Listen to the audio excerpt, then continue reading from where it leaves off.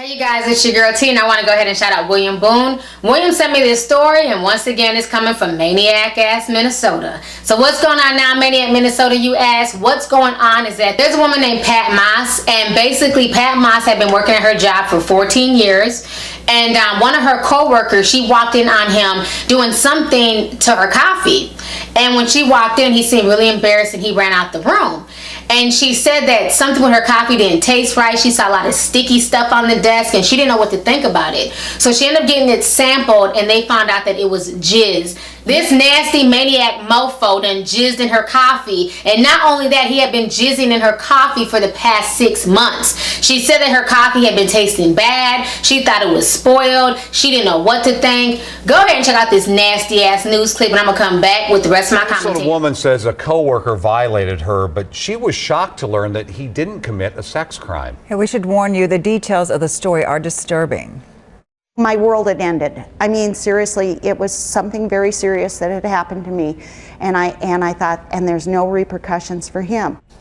Pat Maahs' co-worker admitted that he ejaculated into her coffee cup. He was arrested, but the judge dismissed sexual conduct charges. As Jennifer Merrily reports, the judge essentially told the legislature it is up to them to fix a hole in the law.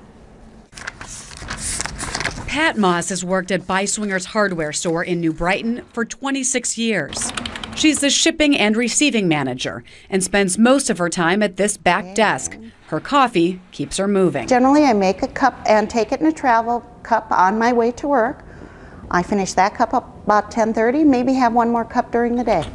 Last August, she found fluid on her desk after catching a coworker of 14 years standing near the edge of it. He looked over his shoulder, had the deer in the headlights look, and promptly left the room. And when he left the room, I looked down at the desk, and here was a puddle on the desk. She had found fluid before. This time, everything clicked.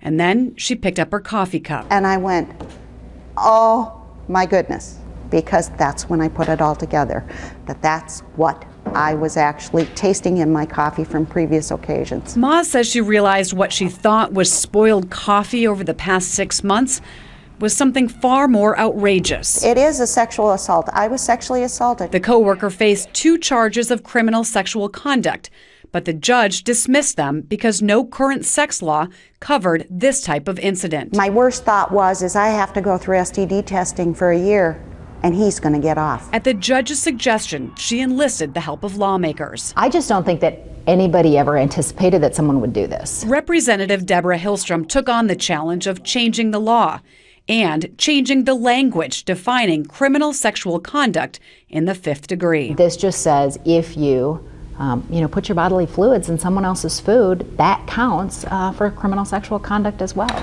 Maahs says she now struggles with trust. We worked together that whole 14 years, and he was a trusted fellow employee. So what does that say? It makes her more determined than ever to make sure anyone who acts this way in the future is not just charged, but is able to be prosecuted. So this isn't just protecting me because someone was attracted to me, it's protecting everyone in society in general. The bill passed the Public Safety Committee without opposition. It now heads to the House floor. If made law, something like what happened to Pat could bring felony charges. And if the person is convicted, he would have to register as a predatory offender. So what about this guy? Is nothing happening to him? Well, not necessarily nothing. Once the original charges were dismissed, he was then charged with indecent exposure. That case is still moving forward. You could probably tell, though, this has really affected Pat. She tells me she has to do STD testing for a year, and she's seeing a psychologist. She says sexual assault counselors are walking her through the same steps as other victims. A traumatic experience she went through. All right. Thank you, Jennifer. I just watched the news clip and it looks like she's trying to push for this to be a sex crime. She definitely wants him to get more time. She's having to get STD testing for the next year, to make sure that she doesn't develop some type of STD. So this is just really, really sad. I feel really bad for her, and kudos to her for coming and speaking out about this, because a lot of people would have been embarrassed. They want to take this to the news media, and it has to be sad that you work with your coworkers for 14 years and for a coworker to do this, because one thing about working in like an environment like that, sometimes you spend more time at work with, you know, your coworkers than you do your family. So you just, you know, want to feel like you can trust your coworkers. You have to put your lunch in the refrigerator next to theirs and everything else, and you hope that your coworker won't steal your yogurt. You know, I've had coworkers steal and eat my damn food because y'all know I can damn cook. You know, I've had that happen when I went to go eat my lunch and my lunch was gone. Some people are just ratchet, but I'd rather have them eat my food than jizz in my damn food. What kind of shit is that? I hope that this man gets some time. You know, they're trying to debate if they can make this a sex crime law in Minnesota. But my thing is, even if they decide not to make it a sex crime law, whenever you put some type of bodily fluid in somebody's food or drink,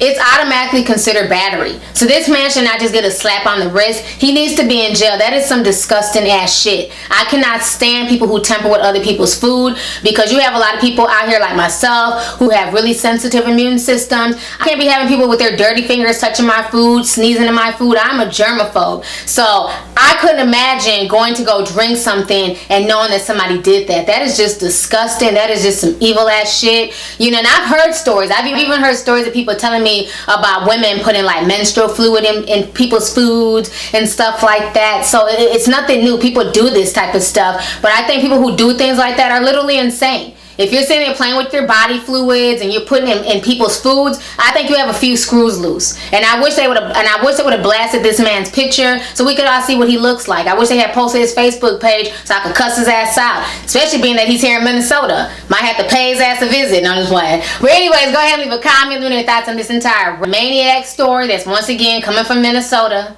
Your thoughts on this jizzing ass buzzard going around jizzing in coffee and stuff. Do you feel like this should be considered a sex crime, or do you feel like it should just stay as a battery type issue? And what do you feel should happen to this man? Because from what I'm seeing in the news report, it seems like he just got a slap on the wrist, and I definitely think that he should do some time. I'm not saying that he should be doing 20 years to life. I'm not saying that. But even if it's just a year in jail, you know what I'm saying? You like body fluids, you like jizz? Alright, go ahead and go play with Bubba and let Bubba and them jizz all over your face. You feel me? I think he needs some of his own medicine in Lino Lakes or Stillwater prison somewhere.